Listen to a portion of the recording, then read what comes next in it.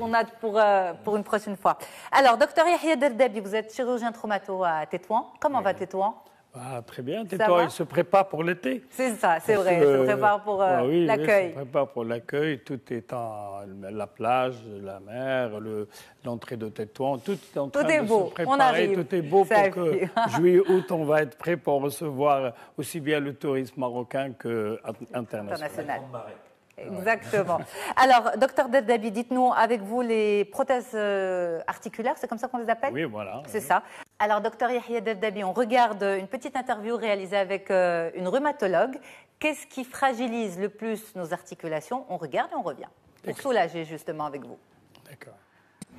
L'articulation, c'est la région de contact entre deux pièces osseuses permettant leur mobilité. Plusieurs pathologies peuvent être responsables d'une destruction de l'articulation. Cette destruction peut être rapide ou progressive selon les étiologies ou bien selon les causes. Si on peut simplifier, on peut les scinder en deux catégories. Il y a la première catégorie des maladies inflammatoires, toutes les causes qui sont soit infectieuses par exemple, qui détruisent rapidement l'articulation quand il y a un germe qui contamine l'articulation. Ce qu'on voit surtout dans notre pratique en tant que rhumatologue, c'est les rhumatismes inflammatoires chroniques. Et parmi ces rhumatismes inflammatoires, on a ce qu'on appelle les rhumatismes inflammatoires destructeurs, comme la polyarthrite rhumatoïde et les spondylarthrites. Dans la deuxième catégorie, on a ce qu'on appelle les pathologies dégénératives et en tête de liste donc l'arthrose. Parmi les facteurs d'une arthrose primitive, donc il y a l'âge et il y a également le facteur héréditaire. L'arthrose secondaire peut être liée à plusieurs facteurs, donc soit le facteur obésité en premier pour l'arthrose du genou, il y a également donc les traumatismes et toutes les pathologies qui peuvent toucher l'articulation. Le conseil, c'est qu'il faut que le patient consulte dès l'apparition des signes cliniques. On donne des traitements dans le but d'arrêter le processus évolutif et destructeur de la maladie et donc on peut sauver l'articulation. Alors justement, lorsqu'on n'arrive pas à sauver l'articulation, il ne faut pas se dire qu'il n'y a pas de solution. Il y a des solutions, il y a les prothèses. À quoi ressemblent ces prothèses, docteur Derdabi? Voilà. Vous en avez ramené justement. J'ai ramené quelques types de prothèses du genou et de la hanche, mais je veux simplement dire que quand il a parlé tout à l'heure, notre collègue, la rhumatologue, quand on traite les douleurs articulaires par un traitement médical, par des mesures diététiques, par des infiltrations. Et malgré tout ce traitement, on n'a pas de résultat. Les patients continuent à souffrir et à présenter un handicap.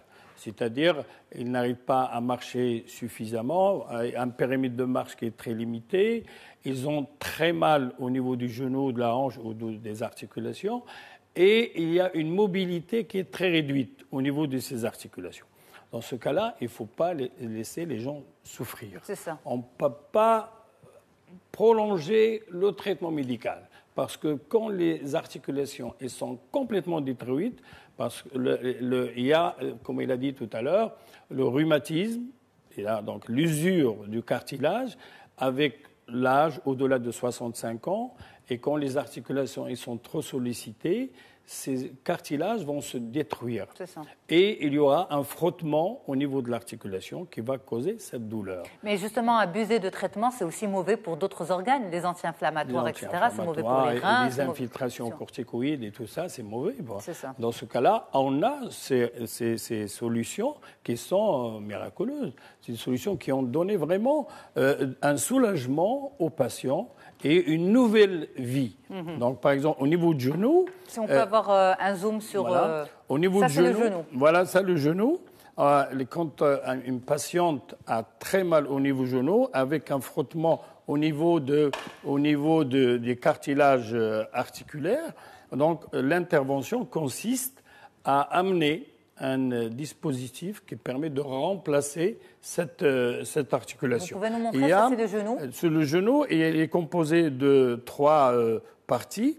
Une partie qui est métallique qui permet de couvrir la partie fémorale de l'articulation du genou. C'est ça la prothèse? Voilà, c'est ça la prothèse, c'est la partie métallique. Et une autre qui est encastrée dans le tibia pour couvrir toute la partie articulaire du tibia. Et entre les deux, il y a un plastique particulier qui est fait de polyéthylène qui permet la mobilité normale de l'articulation. Et au niveau de la rotule, on a un bouton qui est aussi bien en plastique. On peut avoir un zoom, si voilà, c'est possible. voilà, merci. voilà, et qui permet donc d'avoir une mobilité presque normale de l'articulation. Alors, quand vous dites presque normal, c'est-à-dire qu'il ne faut pas trop forcer? Non, on ne c'est-à-dire... peut pas se remettre à courir, on ne peut pas se remettre à faire... Voilà, le sport qui permet à ces gens-là qui ont ces genres de prothèses, que ce soit de la hanche ou de genou, c'est marcher, accélérer, sans aucun problème. Il ne faut pas courir. D'accord. Je vais dire pourquoi. Il y a un risque de chute? Non, parce que c'est une pièce comme toutes les pièces. Donc, elle a une durée de vie. Et cette durée de vie qui est en moyenne de 15 ans. D'accord. Alors, si on force dessus, et il y a ce plastique qui est en polyéthylène qui va se détruire et qui va donner des débris, qui va permettre ce qu'on appelle un décèlement articulaire. Il va passer entre l'articulation et l'os et la prothèse va avoir l'impression de déceler, de sortir de sa place. Donc en fait, il faut pas. Non. On peut faire le vélo, on peut faire la natation, on peut marcher, et même il y a des prothèses spéciales qui permettent aux sportifs de faire même le marathon. Il y a des qui jouent le marathon, qui font le golf, qui font l'alpinisme. Vous avez aussi une prothèse pour l'épaule, voilà, ça c'est une prothèse de la hanche. Ça c'est la hanche. Ça c'est la hanche. Donc au niveau du bassin, au niveau du cotyle, on met cette partie aussi de polyéthylène et cette partie métallique qu'on met à l'intérieur du fémur pour permettre la mobilité normale. C'est la taille normale? Non, mais ce n'est pas la taille normale.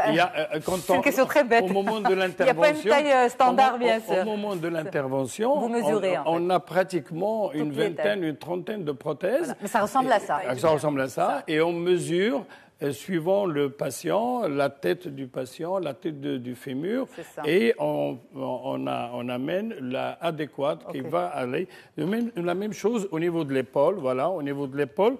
Quand on a une arthrose de l'épaule et la mamie ne peut pas bouger parce qu'elle a très mal, on met une prothèse de l'épaule qui permet, de remplacer la tête de l'humérus et permettre une mobilité normale. Alors, docteur Dadabi, à quel endroit peut-on mettre les prothèses? Est-ce que toutes les articulations supportent des prothèses?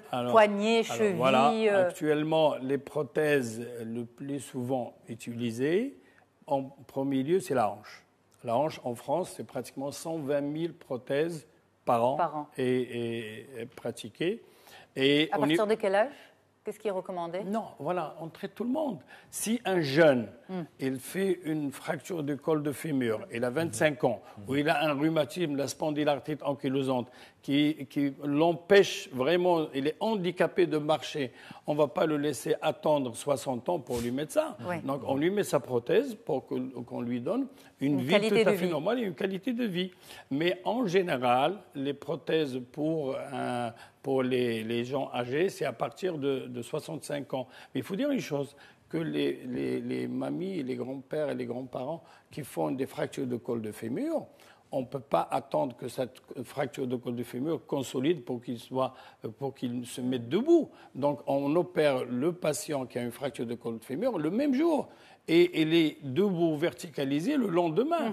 Mais pourquoi ne pas attendre justement que son squelette cicatrise seul? Mais on ne peut pas parce qu'il va être alité et donc avec des douleurs importantes, il ne peut pas bouger, et il va faire des escarres, il va avoir des problèmes. Donc il vaut mieux, et on les opère le même jour, le lendemain, tout en essayant de voir l'état cardiaque, diabétique et tout ça du patient. Mais actuellement, dans tout le Maroc, que ce soit dans des cliniques privées ou dans des hôpitaux publics ou universitaires, les résidents qui sont en formation, ils apprennent pendant leur formation à faire ces prothèses-là, qui est devenue une chirurgie courante. Et avant, il y a 20 ans, 30 ans, les gens allaient à l'étranger pour se faire soigner de ces prothèses. Actuellement, dans tout le Maroc, il peut être soigné correctement et avoir une vie, pratiquement une qualité de vie extraordinaire. Alors, docteur, il y a une question, il y en a plusieurs, mais par manque de temps, on arrive vraiment à... qu'on vous en pose une. Est-ce qu'une prothèse peut durer toute la vie? C'est Nabil, ça permet de revenir sur ce que vous avez dit, 15 ans en moyenne. En moyenne, c'est 15 ans. Mais ça veut dire qu'il faut se refaire opérer? Voilà. Si vraiment on voit, il faut contrôler ces patients. Bon, au début, quand on les opère, on les voit tous les 3 mois, 6 mois, 1 an. Et après, tous les 2 ans, il faut aller voir. Parce que le décèlement de la prothèse, parce que cette prothèse, il y a 2 sortes de prothèses. Soit on les met grâce à un ciment chirurgical, qui est une sorte de colle qu'on met pour permettre que la prothèse se colle à l'os, soit il y a des prothèses sans ciment, et quand on les met, ils ont des rainures, et donc il va avoir une fixation biologique sur l'os. Qu'est-ce que vous préférez, vous, en tant que spécialiste? Ça dépend. Les jeunes, on préfère sans ciment. D'accord. Mais pour les gens d'un certain âge, comme ils ont un os ostéoporotique, on préfère mettre du ciment pour que ça tienne bien. Et donc, quand il y a un décèlement, on le voit au début sur la radio. Donc, sur la radio, on arrive à déceler un liseré entre la prothèse et l'os, qui montre qu'il y a... Ça, on commence à le voir au bout de combien de temps? Voilà, bon, 10 ans, 12 ans, 15 ans. Et donc, la plupart maintenant, parce que maintenant, la qualité de vie, les malades qu'on reçoit à 70 ans, 80 ans, ils sont déjà opérés du cœur, ils ont été opérés de leur cataracte, ils ont opéré... Donc, c'est comme en France, c'est comme à l'étranger. Maintenant, la longévité au Maroc arrive à 75 ans, 80 ans. Donc, ces patients-là, il faut leur donner une qualité de vie. C'est ça. Il ne faut pas les laisser souffrir. On peut faire une deuxième opération? Bah oui, c'est ça. Simplement, la première opération, on les met en 1 heure, 1 heure et demie. La deuxième, ça se fait en 2 heures, 3 heures. Voilà. Peut-être il faut enlever la prothèse. Ça serait bien qu'on fasse une émission sur comment prendre soin de ces articulations pour pousser au maximum la prothèse. Merci beaucoup, Dr Yahia Derdabi, d'avoir été avec nous. C'est un plaisir de vous voir nous expliquer tout ça, de nous expliquer justement en présence de la grande sportive qui est là, Amal Adil. Merci beaucoup d'avoir été avec nous. Et puis à vos côtés, Hassan Awad, merci d'être là, d'avoir été là avec nous, directeur commercial de Joby.ma. À très vite. Merci tout le monde. À très vite. Au revoir.